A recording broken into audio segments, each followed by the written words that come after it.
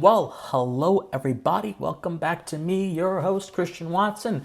My friends, there are a few words that have almost a sort of alchemical, magical power in our modern political discourse, especially in the age of hyperinformation where everything we want, almost everything we want, contained in the vast tapestry of knowledge throughout history can be at our fingertips like that. And one of these words, my friends, is the word disinformation.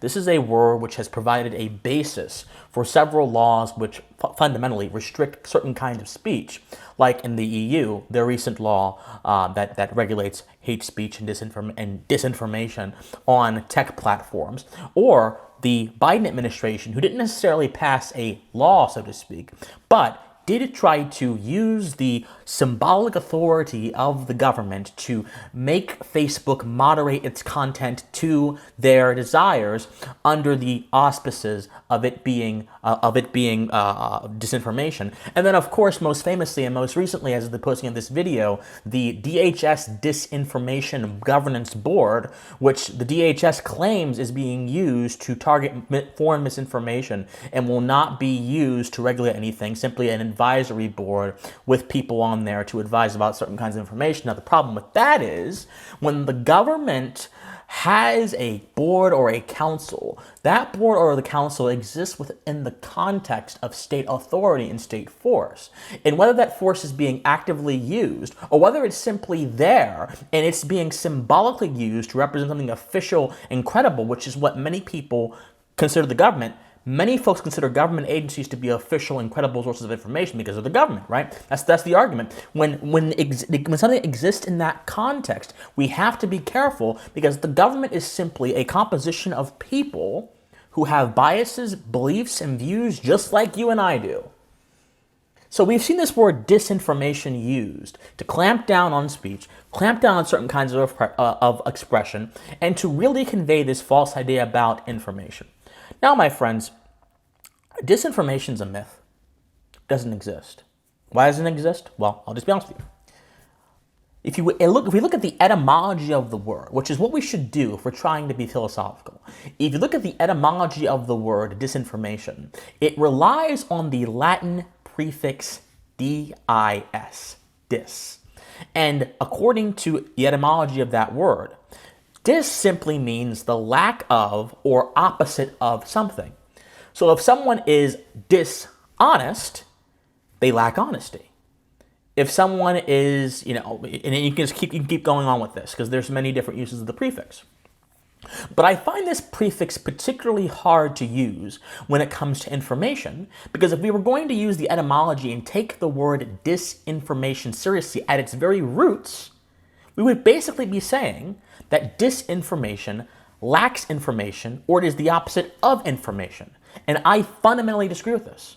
My friends, disinformation is a contradiction in terms because it signifies the idea that some kinds of information that may be misleading or untrue are not information.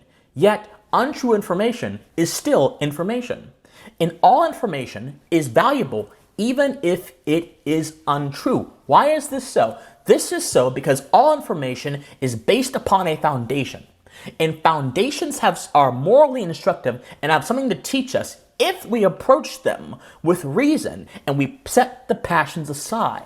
Now, what do I mean foundations? I just looked at the word disinformation by breaking down its etymology and looking at its core root meaning, and then I applied that to an analysis. The foundation of a word can tell you a lot about the true meaning of the word. But oftentimes, my friends, words are used in common parlance, in common context, and they are assumed to mean what they mean in common context in general, and that may not be true. For example, sometimes the phrase kill the light is used, and obviously the operative word in that phrase is kill, but it would be ridiculous for us to believe that the word kill is being used literally towards lights. It just means turn off the lights, but it has a contextual meaning, which is a derivative of its initial meaning, which means to take away a life, that can be applied if we think creatively. Human beings are dynamic entities that think creatively. We don't stay in boxes, nor should we. Mankind did not evolve within a box. We evolved out of boxes. We evolved out of our external limitations. We converted the earth to serve us and to allow us to build civilization to the level it is right now, and that is an amazing thing. It's an amazing feat. We've made mistakes along the way. We've had the development of some very atrocious things like the nuclear bomb, and we've had genocides, but beyond all that, mankind has persisted. And guess what? It persisted with information. Even false information, yes. Now, some of you may argue that disinformation is useful because someone may act differently to untrue information than they would true information.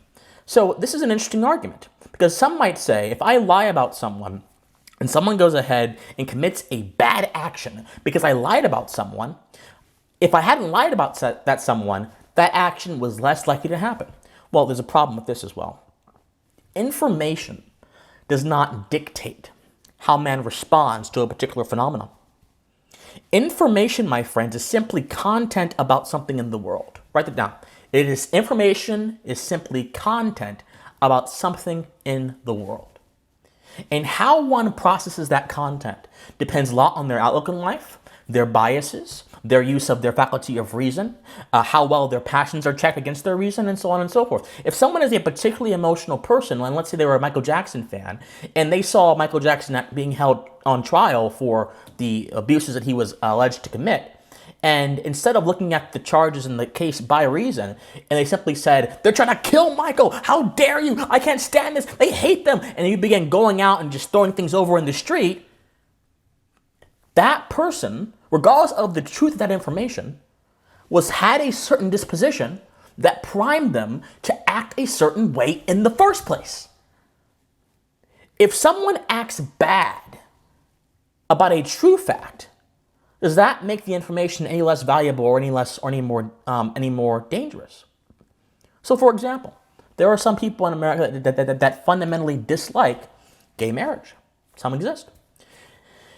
And if I were to say gay marriage is an established legal entity in America, which it is, via Obergefell v. Hodges, that's a fact. It's not a value statement, it's a fact.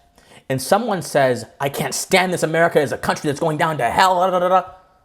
If I had told them that wasn't the case, they would still have their disposition against gay marriage. The truth is, my friends, when you get certain kinds of information, it's going to be your reason and your ability to analyze things critically, not the content of the information itself, that can tell you if that information is going to be beneficial to you or not. I'm not saying that false information is inherently something we should look for, but I am saying that false information or good information or half-truth information are all valuable to our epistemic understanding, our knowledge, our epistemology, because this is a world that has been painted. This is a painting that has been painted by many different hands, many different brushstrokes, and we're still trying to paint the best picture of the world that we can. This is what the endless pursuit of truth is. And how do you have an endless pursuit of truth if you are basically using contradictions in terms like disinformation to negate the value of all information? I'll leave you with this. Herbert Spencer made a similar point about religion and science in his book, First Principles. For those of you who do not know, Herbert Spencer is a Victorian-era philosopher. He is a brilliant man, one of my favorite philosophers. He said this: we too often forget that not only is there a soul of goodness in things evil, but very generally also a soul of truth in things erroneous. While many admit the abstract probability that a falsity has usually a nucleus of reality, few bear this abstract probability in mind when passing judgment on the opinions of others. A belief that is finally proved to be grossly at variance with fact is cast aside with indignation and contempt, and in the heat of antagonism, scarcely anyone inquires what there was in this belief which commended it to men's minds.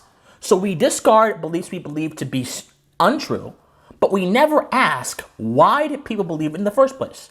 Yet, he goes on to say, there must have been something, and there is reason to suspect that this something was its correspondence with certain of their experience. An extremely limited or vague correspondence perhaps, but still a correspondence. All information corresponds to some kind of experience even if that information is being lied to. And, the difference between wisdom and mediocrity is knowing what information is true, what information is false, and how to bring the two together to create a richer, fuller understanding of the world. The censorious zealots of our time who occupy government and media, many of them don't want you to have a richer understanding of the world. They want you to have their own narrative of the world. And as far as I understand, a civilization was not built on narratives. It was built on relating certain principles to reality and then enacting them into reality with the will.